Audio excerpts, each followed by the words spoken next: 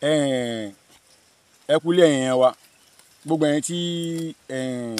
mo lérò pé ẹ ti máa gbọ́ pé kinní kan lórí ọ̀rọ̀ mọ́ Ògbómọ̀ṣọ́ pé kinní kan igbá wo supreme kan nǹkan kan ẹ̀yin wa bá a bá sọ abẹ̀bẹ̀ sókè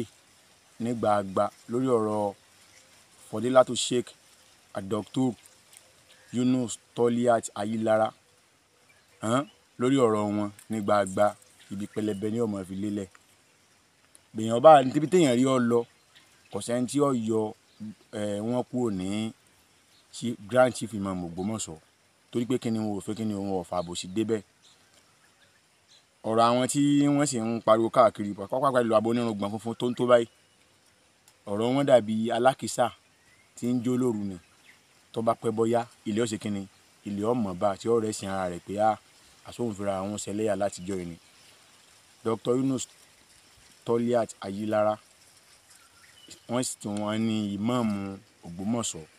pẹ̀lú ògo lọ́wọ́ Ọlọ́run tí wọ́n sì lò pẹ́pẹ́pẹ́ tábúrò sì ní sẹ́yìn gbogbo ẹni tẹ́ bá wà káàkiri tẹ́ bá ń gbọ́ pé kinní kan àbí yẹn kan bì kan irọ́ ni gbogbo ẹ̀ òtún bá ń tẹ́ni òfò ọjọ́ kejì ọjà ni kò sí nǹkan kan bì kankan ìmáàmù wá sí wa ń bẹ tó bá di ọjọ́ Jímọ̀ tí ń bọ̀ yìí ẹ pàdé wa ní mọ́sáàsì ńlá tìlú Ògbómọ̀ṣọ́ níbi tí bàbá wa ìmáàmù tí wọ́n ti kírun fún Jímọ̀ fún wa ojúlówó ọmọ Yorùbá ẹni tí mo tún mú wá fún yín ní àdúrà wọ́n gbà á tún máa pàdé.